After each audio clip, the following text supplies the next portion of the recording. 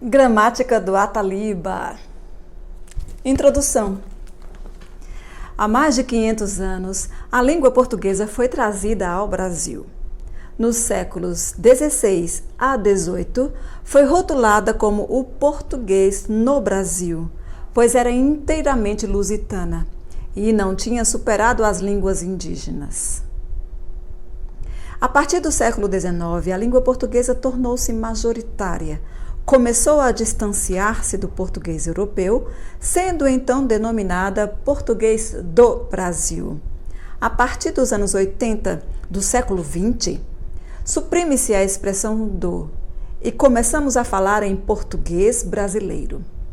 Sinaliza-se com isso que novos distanciamentos tinham ocorrido, servindo a expressão para designar a identidade linguística dos brasileiros. Essa nova gramática do português brasileiro, a gramática do Ataliba, tá, gente? Esta nova gramática do português brasileiro agrega um certificado a mais à nossa identidade. Não se trata de um certificado qualquer, pois é na língua que se manifestam os traços mais profundos do que somos, de como pensamos o mundo e de como nos dirigimos ao outro.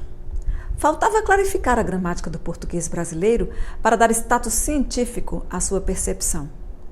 É o que tento fazer neste livro, fruto de 50 anos de pesquisas desenvolvidas nas 3 universidades oficiais paulistas, Unesp, Marília, Unicamp, USP.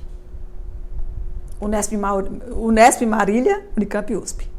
E nas universidades do exterior em que realizei estágios de pós-doutorado, Universidade de Lisboa, Universidade de Coimbra, University of Texas at Austin, Cornell University, University of California, San Diego, Georgetown University, Université do Marseille, Università degli Studi di Padova. Desculpa. Não se trata, entretanto, de uma gramática escolar usual, delas se afastando pelas seguintes características. Esta não é uma gramática lista, cheia de classificações, em que não se vê a língua mais uma gramática. Em lugar disso, procuro olhar o que se esconde por trás das classificações e identificando os processos criativos do português brasileiro que conduziram aos produtos listados. Esta não é uma gramática ateórica.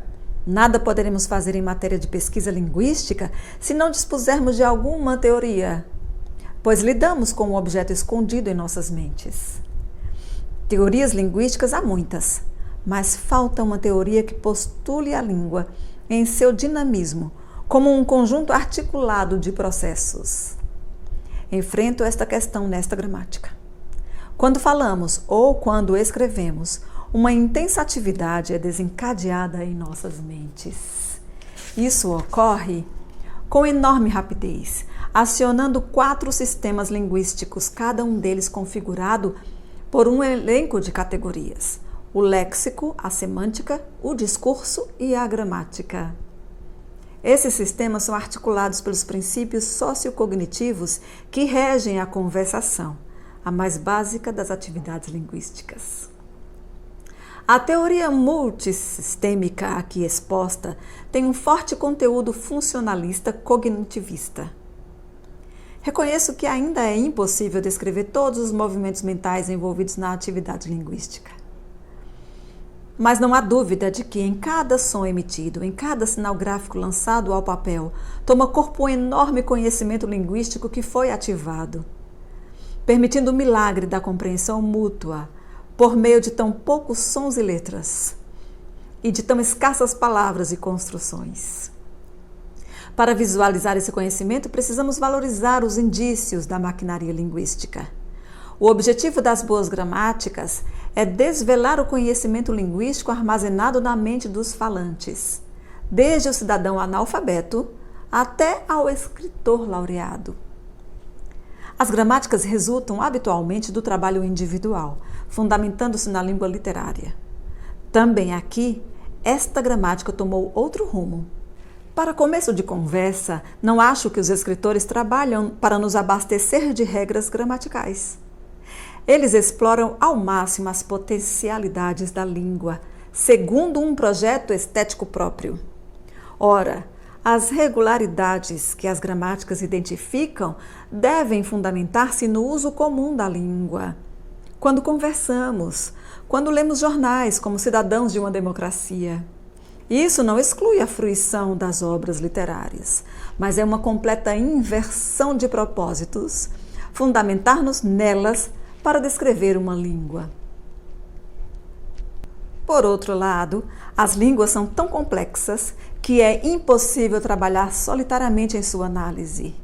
Levando isso em conta, os linguistas brasileiros conceberam, a partir da década de 1970, grandes projetos coletivos, produzindo textos multiautorais. Basta lembrar o mais ambicioso e o mais produtivo dentre eles, o Projeto de Gramática do Português Falado, cuja realização propus em 1988. Atuaram nele 32 pesquisadores experientes, recrutados em 12 universidades brasileiras e divididos em 5 grupos de trabalho. Inicialmente foram publicados os ensaios produzidos por esses grupos em 8 volumes.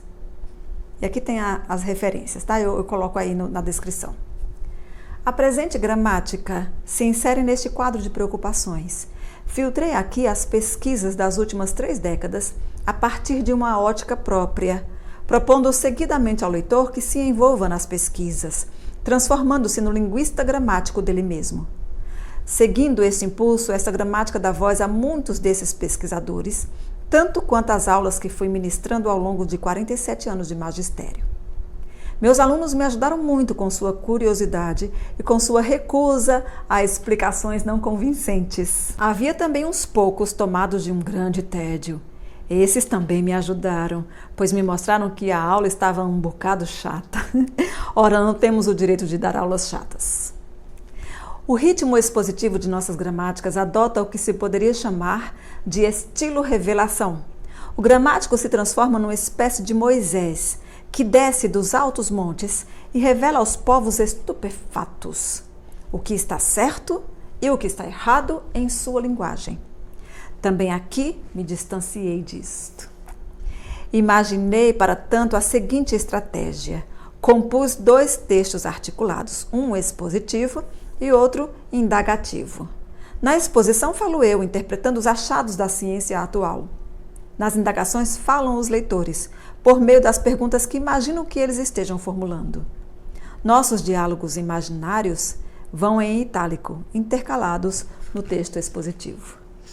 O objetivo dessa estratégia é transformar os leitores numa espécie de coautores, recusando que entre eles e a língua que praticam seja obrigatória a imposição de um intérprete, de uma espécie de despachante para problemas gramaticais. Para dar conta desse lance meio calvinista, apresentei perguntas e mais perguntas nessas páginas, ao lado de informações sobre o conhecimento disponível e o fornecimento de pistas sobre como achar novas respostas, para evitar uma aborrecida listagem de opiniões que poderia obscurecer o objeto. Optei por interpretar os resultados obtidos à luz da já mencionada teoria multissistêmica da língua. Depois disso, apresento algumas generalizações sobre o retrato do português brasileiro assim obtido. Novas perguntas conducentes à reflexão gramatical foram formuladas no capítulo 15.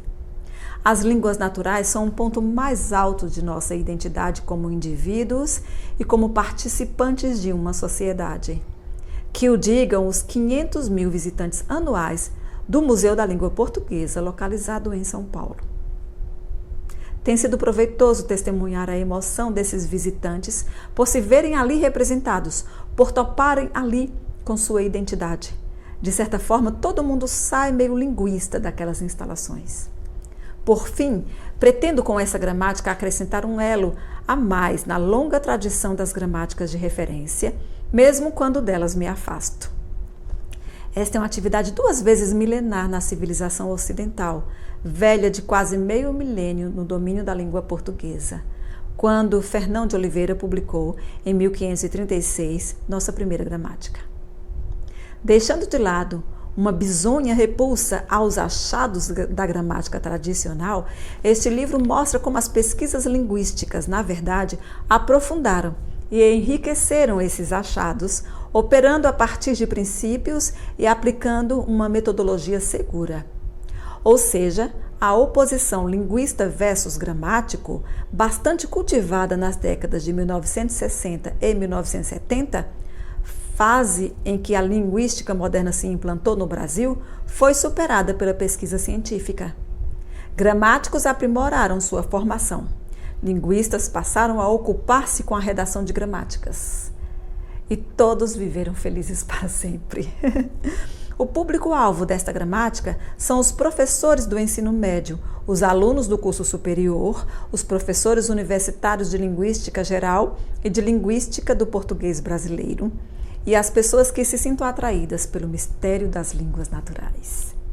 Devo muito às agências de fomento que me deram condições para a realização deste trabalho, financiando pesquisas no Brasil e de pós-doutoramento em Portugal, Estados Unidos, França e Itália. É de justiça que as enumere. Eu vou colocar na descrição do vídeo, tá bom, gente? As instituições. Mas devo destacar a FAPESP, que financiou os projetos cujos resultados desaguam nestas páginas. Projeto da Norma Urbana Linguística Culta de São Paulo, Projeto de Gramática do Português Falado, Projeto de História do Português de São Paulo. Manifesto igualmente minha gratidão aos colegas que leram e criticaram diferentes capítulos, ajudando-me a melhorá-los com seu conhecimento. Carlos Mioto, Leda Bisol, Maria Eugênia Lamoglia Duarte, Maria Luísa Braga, Mericato, Milton do Nascimento, Roberto Gomes Camacho, Vera Kelwitz. Um agradecimento muito especial a Rodolfo Filari, que leu todos os capítulos e me ajudou a errar menos. Reconheço também o trabalho atento da preparadora Daniela Marini Ivamoto, entre outros profissionais da editora Contexto, que me foram de grande ajuda. Desnecessário dizer que os erros remanescentes são da minha inteira responsabilidade. Campinas, São Paulo, dezembro de 2009. Gente, a minha edição é de 2010, tá? Tenho certeza que algumas coisas foram atualizadas. Estamos em 2021. 11 aninhos já, né, mocinha? Eita, danado. Então, minha gente, curte esse vídeo, compartilha com todo mundo e vamos discutir sobre a gramática. A língua é liberdade. Tchau.